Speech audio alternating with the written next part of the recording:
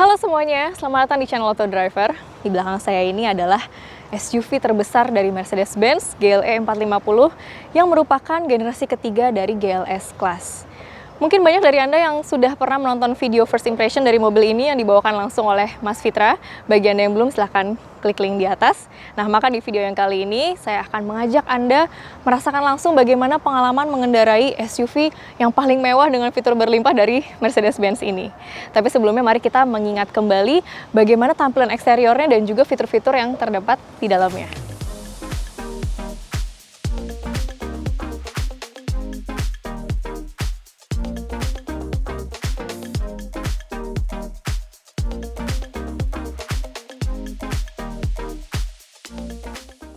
Tampilan depannya sudah mengikuti bahasa desain Mercedes-Benz terbaru. Wajah dengan grill yang besar yang terdapat pada GLS ini seolah-olah menggambarkan dirinya yang tangguh dan siap menghadapi rintangan atau medan apapun di depan.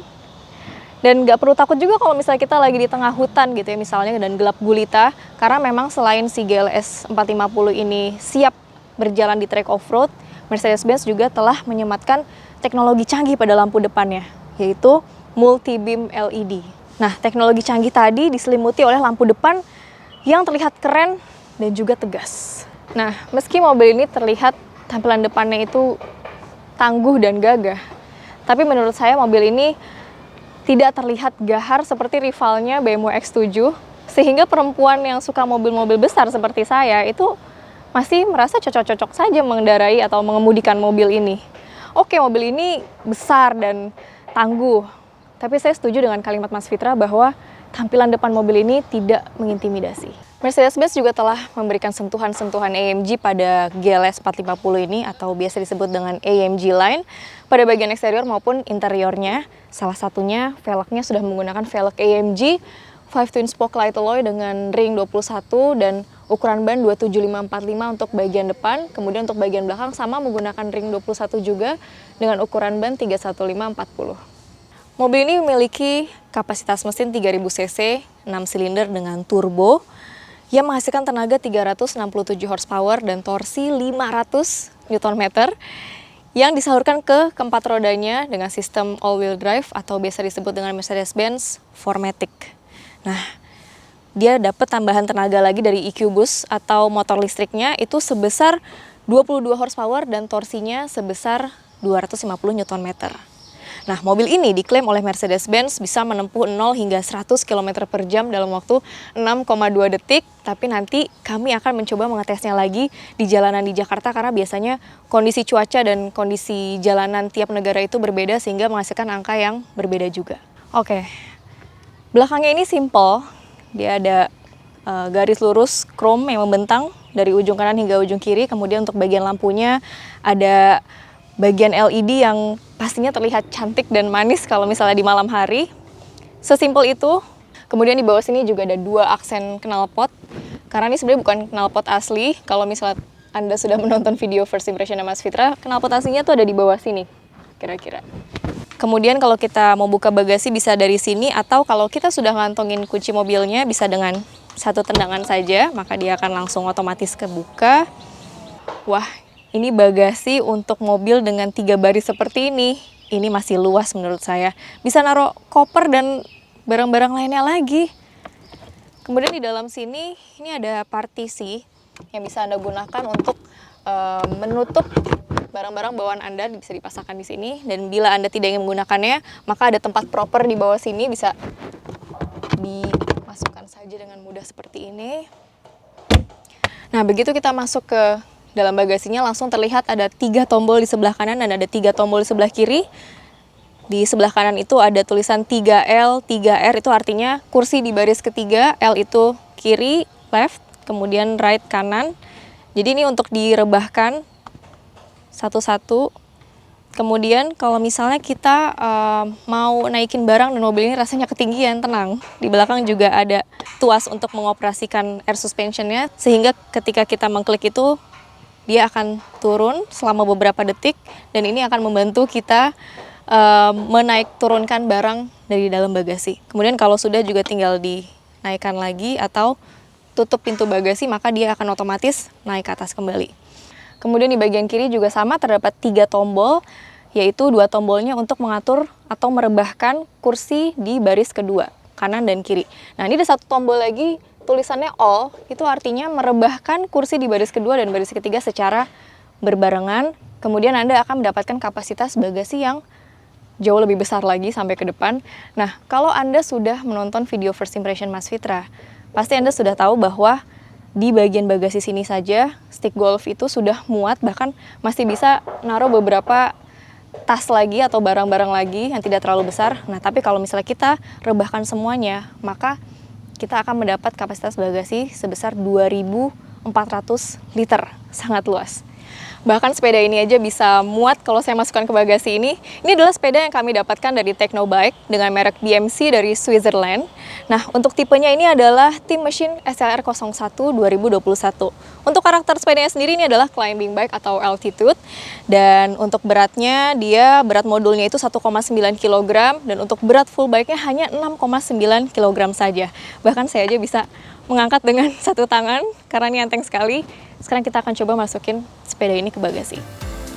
Seringkali pesepeda membeli sepeda yang ternyata tidak sesuai dengan kebutuhannya. Tapi kalau Anda membeli sepeda di Teknobike, Anda bisa mengkonsultasikannya terlebih dahulu agar mendapatkan sepeda sesuai dengan tipe dan ukuran yang Anda butuhkan.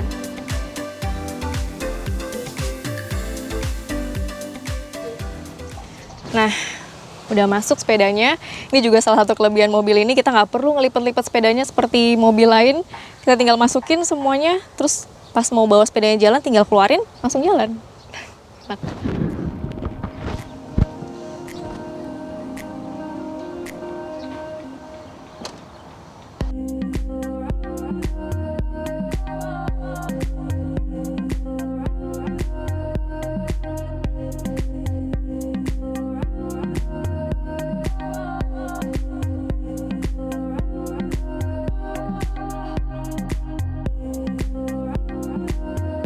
Wow, begitu kita masuk, kita langsung disambut yang pertama sama tampilan depannya dari GLS 450 ini. Nah, kemudian di sini juga ada aksen kayu yang pilihan warnanya tuh bagus sekali, terlihat mahal dan mewah. Dan ada material empuk juga di sini. Wow. Nah, terus ini juga nih, bagian handle yang tengah ini hanya ditemukan di GLS. Makanya saya pengen banget pertama kali masuk mobil ini langsung megang ini. Kemudian di bagian kanan ini terdapat speaker Burmester dan ada pengaturan electric seat di sini juga dengan 3 memori. Oh, terus kita juga bisa ngatur seat di sebelah kiri. Jadi kalau mau iseng misalnya sama videographer nih, tadi duduk saya isengin, itu bisa kita atur-atur juga untuk kursi bagian kirinya. Tinggal diklik aja terus tinggal diatur. Nah, di sini juga ada MBUX 12,3 inci, ada HUD juga di depan, dan sekarang kita lihat dulu di bagian setirnya ya. Oke, di bagian setirnya ini ada cruise control yang nanti kita akan cek apakah dia adaptif atau tidak cruise controlnya. Dan di bagian kiri seperti biasa ada tombol untuk menaik turunkan volume, kemudian juga untuk mengangkat atau mematikan telepon. Kemudian ini juga yang paling penting, tilt dan teleskopik sudah diatur secara elektrik dan tempatnya juga mudah untuk dijangkau, mudah untuk dicari, reachable. Karena ini penting juga nih kalau kita baru masuk mobil pasti akan perlu untuk mengatur-ngatur jok dan posisi setir. Kemudian di bagian tengah ini bisa dibuka dan ada kompartemen di sini, ada 2 cup holder. Kemudian ini juga sudah USB-C kabelnya. Benar-benar mobil yang siap menyambut masa depan. Kemudian di bagian tengah cup holder ini juga terdapat tombol yang dimana kita bisa memanaskan atau mendinginkan minuman kita. Kalau warnanya biru tuh artinya dia sedang proses mendinginkan, dan kalau kita klik lagi tombol yang warna merah tuh artinya sedang menghangatkan. Nah, di bagian tengah sini ada touchpad juga dan ada pemilihan mode berkendara dynamic select, ada tombol untuk mengatur volume juga. Kemudian standar ya, ini navigasi, radio atau media, terus telepon. Kemudian di sini ada tombol untuk menaik atau menurunkan karena mobil ini memang sudah dilengkapi dengan air suspension. Sekarang kita coba ke baris kedua.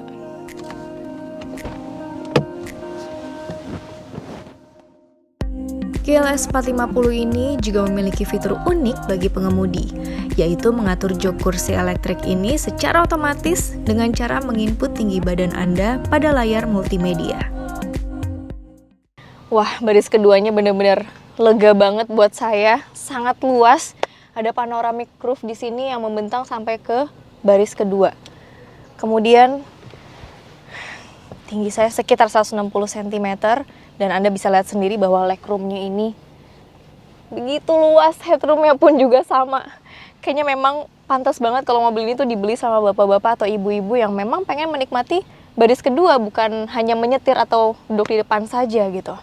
Kemudian begitu masuk kita juga langsung disambut oleh ambient lighting yang seperti seolah-olah membentang seperti di baris depan tadi, membentang dari sisi kanan depan sampai ke sisi kiri. Sama seperti di baris depan tadi.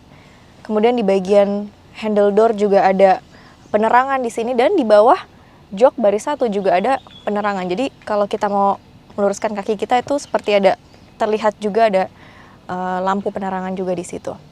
Di pilar B ini terdapat hanger dan juga ada AC di sini, AC, kemudian ada hanger lagi di sini dan ada lampu baca. Di sisi pintu terdapat speaker Burmeister dan ada pengaturan jok elektrik juga yang bisa kita atur sesuai dengan seat kita masing-masing di sisi kanan dan sisi kiri. Jadi akan diatur secara individual. Dan di sini makanya kenapa disebut S-Class-nya SUV karena memang semuanya bisa diatur dari baris kedua. Ada kerai di sini. Dan kita juga bisa mengatur jendela dan kerai di sebelah kiri. Dan satu lagi, kita juga bisa mengatur panoramic roof di atas, mau dibuka atau ditutup juga. Wah, makanya memang benar-benar ini untuk orang-orang yang pengen menikmati baris kedua gitu. Yang disetirin, punya supir sendiri, dan dia tinggal enjoy aja di belakang, menikmati jalanan di ibu kota. Kemudian di bagian karpetnya ini seperti yang saya bilang tadi, bahwa GLS 450 ini sudah disematkan AMG line, maka ada trim AMG juga di bagian karpetnya ini, dan karpet ini juga sudah ada sistem klik seperti ini.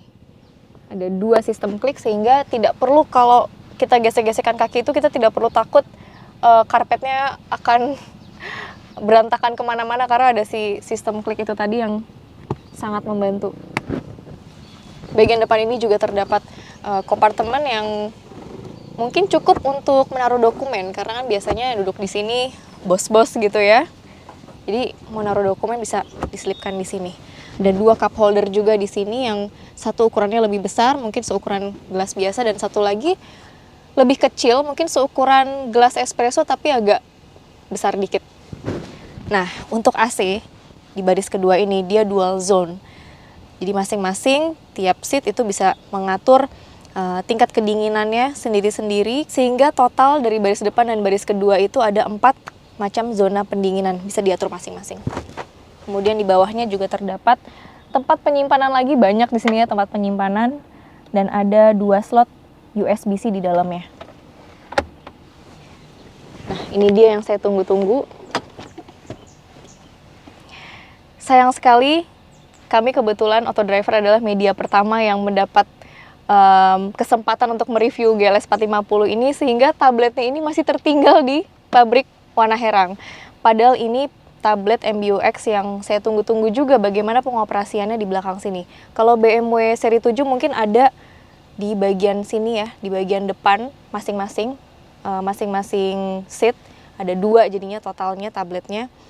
Sementara kalau GLS 450 yang masuk ke Indonesia ini ditaruh di bagian tengah. Kemudian di bagian sini ini juga bisa kita taruh handphone atau barang kecil apapun di sini. Dan ini yang bagian terpenting, wireless charging. Kemarin saya sempat bawa mobil ini dan lupa ngebawa kabel charger handphone, tapi ternyata di sini ada wireless charging. Oh my god, ini penolong banget. Tapi sepertinya untuk iPhone itu baru bisa berfungsi iPhone 8 atau X ke atas ya. Kemarin saya coba taruh handphone saya yang satunya, yang 7 Plus tuh masih belum bisa. Jadi baru bisa connect yang X, 11 dan seterusnya. Kemudian di sini juga ada ruang penyimpanan yang kecil lagi, dan ada 2 slot USB-C lagi di dalam sini. Ini mobil yang memang siap menyambut masa depan. Nah, satu lagi yang paling penting buat saya, ibu-ibu yang punya baby dan ingin membawa car seat, ini sudah dilengkapi dengan ISOFIX juga, sama seperti standar mobil-mobil baru juga zaman sekarang. Oke, kalau gitu kita ke baris ketiga. Nah, sekarang kalau kita mau masuk ke kursi di baris ketiga, maka kita tidak perlu ribet-ribet nyari tombolnya ada di mana, ternyata ada di sini. Hanya just one click di sebelah sisi sini baris kedua, maka dia akan maju dengan sendirinya secara elektrik, dan bahkan baris ke-1 pun, kursi di baris pertama pun itu akan memberikan space untuk kursi di baris 2, dia akan maju sedikit. Nah, seperti ini sudah oke. Nah, untuk mengaturnya lagi, kita bisa menggunakan tombol yang ada di sini. Maka dia akan mundur dengan sendirinya. Nggak perlu nyari-nyari lagi tombolnya dari mana. Oke, di baris ketiga ini, kalau Anda sudah menonton video first impression Mas Fitra, maka Anda pasti tahu kalau Mas Fitra duduk di baris ketiga ini masih ngepas, masih cukup kakinya. Jadi apalagi saya, pasti masih ada setidaknya space sedikit ya, bagi saya yang tingginya kurang lebih 160 cm. Oke, di baris ketiga ini ada AC di bagian sini, ada speaker, kemudian ada USB-C slot juga di belakang sini sebanyak 2 buah, dan di sisi kirinya juga ada, sehingga total di baris keempat ini ada 4 slot USB-C. Kemudian ada cup holder juga di sini, dan ada ini untuk apa ya? Untuk pengait juga mungkin. Misalnya kita mau bawa barang atau apa, bisa dikaitkan ke sini. Oke, kalau kita mau keluar dari baris ketiga, kebetulan posisi baris kedua ini posisinya sedang terangkat, tapi kalau dia sedang berada di posisi yang seperti semula, maka kita tidak perlu minta tolong sama penumpang di baris kedua lagi, karena kita bisa mengoperasikannya dari baris ketiga. Ini ada tombol di sini, bisa memaju mundurkan kursi di baris kedua. Sekarang mari kita rasakan bagaimana mengendarai mobil ini dan dikendarai.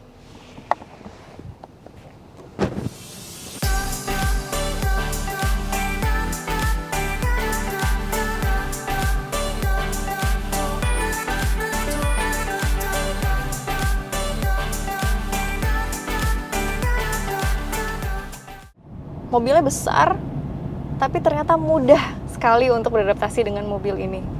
Biasanya jarang saya temukan hal seperti ini untuk sebuah big SUV yang biasanya memerlukan waktu dulu untuk menyatukan feeling kita dengan karakter si mobil, terutama karena bodinya yang besar ya, jadi nyetirnya itu perlu penuh dengan perhitungan, tapi tidak dengan mobil ini. Yang saya nggak nyangka itu adalah agility atau kelincahannya. Saya pede banget nyetirnya dari tadi, kanan kiri. Setirnya juga memiliki radius putar yang sangat-sangat baik, sangat membantu ketika kita berjalan di jalanan ibu kota yang banyak pengendara mobil yang nggak sabaran kalau nunggu kita putar balik. Pakai ini, putar balik langsung ngambil sekali, langsung gas saja. Sesaat setelah saya mengambil mobil ini dari showroom Mercy, saya mampir ke kantor suami saya di daerah Kemang, dan itu melewati jalan pintas karena sedang menghindari macet. Padahal mobilnya baru aja saya pegang, tapi entah kenapa saya pede banget nyetirnya. Benar-benar nggak ada keraguan sedikit pun, belok-belok jalanan yang sempit. Benar-benar nih sebuah SUV yang lincah, gesit, dan easy to drive. Kemudian selain soal agility, rasa percaya diri itu timbul juga salah satunya karena kenyamanan yang luar biasa yang ditawarkan oleh GLS ini. Saya juga pernah disetirin naik BMW X7, dan itu sungguh-sungguh berkesan, pengalaman yang sungguh berkesan. Namun kali itu rasanya beda, kayak nyetir di atas awan, betul-betul nyaman sekali. Salut sama Mercedes-Benz untuk racikan kenyamanannya. Kami juga telah melakukan pengetesan performa mobil ini dengan melakukan tes akselerasi 0 hingga 100 km per jam dapat ia tempuh dalam waktu 6,4 detik, yang artinya angkanya itu sama persis dengan BMW X7. Memang mereka berdua ini benar-benar bersaing ketat ya untuk masing-masing SUV terbesarnya BMW dan juga Mercedes-Benz. Ketika Anda melihat mobil ini, yang ada di benak Anda pasti, seberapa boros tuh? Karena itu juga yang saya pikirin ketika saya masuk mobil ini. Ya, untuk pengonsumsian BBM-nya sendiri, pada kecepatan rata-rata 22 km per jam, mobil ini mencatat 7,9 km per liter. Yang artinya untuk rute di dalam kota, mobil ini lebih irit sedikit 1 km per liter dibanding rivalnya BMW X7. Sementara untuk rute di dalam tol pada kecepatan rata-rata 90 km per jam, mobil ini mencatat 12,8 km per liter. Itu nyaris banget angkanya sama BMW X7 hasil pengetesan kami yang mencatat 13,1 km per liter. Untuk mode berkendaranya sendiri, GLS 450 ini memiliki 5 mode berkendara, yaitu ada individual, sport, comfort, eco, dan juga off-road. Sekarang mumpung saya lagi di dalam tol, saya pengen coba gas sedikit, mumpung jalanan juga lagi sepi. Pengen tahu seberapa hebat sih performanya.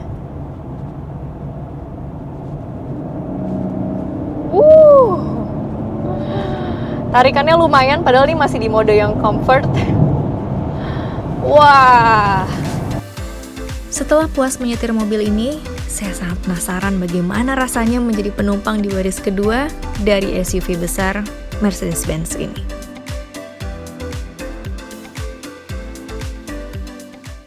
Nah, sekarang saya udah duduk di baris kedua, di mana nih memang tempat yang paling andalannya ya kita di GLS 450 ini. Super nyaman banget, dan seperti yang saya bilang juga sebelumnya bahwa ini benar-benar seperti berasa di atas awan. Saya kayak lagi nggak berada di mobil, saya seperti berada di dalam pesawat, dan memang di sini semua tuh bisa kita atur dari kursi baris kedua ini. Jadi memang mobil ini benar-benar diperuntukkan bagi orang yang akan menikmati kursi di baris kedua. Semuanya bisa diatur dari sini. Kalau gelap tinggal naikin kerai kiri dan kanan. Kemudian panoramic roof-nya juga bisa kita atur dari sini. Udah kayak punya playground sendiri aja di sini. Nah, meskipun begitu nyaman dan begitu terpesona saya terhadap ambience di mobil ini, tapi tetap ada beberapa hal yang kami kritisi dari mobil ini. Yang pertama, sayang sekali nggak ada opsi captain seat untuk varian yang masuk ke Indonesia, berbeda dengan rivalnya BMW X7 yang justru mereka memasukkan opsi captain seat ke Indonesia. Itu sayang banget karena sebenarnya opsi ini bisa menjadi salah satu daya tarik bagi target pasarnya. Ini hal yang sangat disayangkan. Kemudian yang kedua, mobil ini betul-betul seperti dirancang untuk siap menghadap masa depan, karena semuanya itu USB-C port, sementara kita pada saat ini juga masih banyak menggunakan USB, bukan USB-C. Tapi semuanya di sini dari depan, baris depan hingga baris ketiga paling belakang itu semuanya USB-C port. Kemudian sayang sekali mobil ini sebenarnya sudah begitu berlimpah fiturnya dan begitu mewahnya, tapi tuas transmisi dan tuas wipernya itu masih menggunakan material plastik, sama seperti Mercy yang entry level. Padahal ini kelasnya udah GLS, kelas SUV yang paling mewah, yang paling terbaik gitu. Itu sangat disayangkan. Kemudian yang terakhir, saya wondering aja sih, karena di S-Class itu ada, kenapa di GLS ini nggak ada itu fitur semi-autonomous yang menggunakan adaptive cruise control. Padahal kan kalau ada itu rasanya enak banget ya, kita udah nggak perlu pusing lagi mikirin jalanan di depan, semua mobil itu bisa dijalankan sendiri.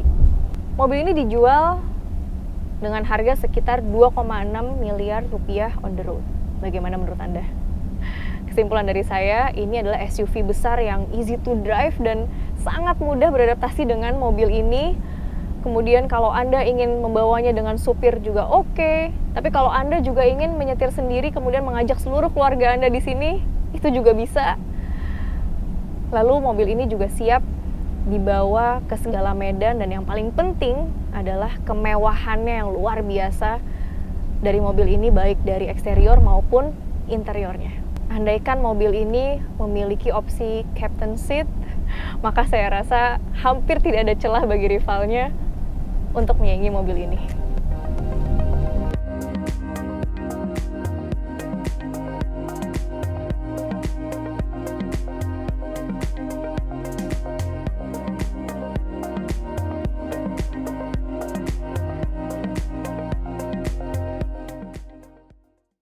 Demikian review kami terhadap Mercedes-Benz GLS 450. Jangan lupa like dan share bila Anda menyukai video ini. Dan jangan lupa main-main ke website kami di www.autodriver.com dan download aplikasi kami Autodriver di Play Store. Terima kasih telah menonton video kami. Sampai jumpa di video kami selanjutnya. Bye-bye.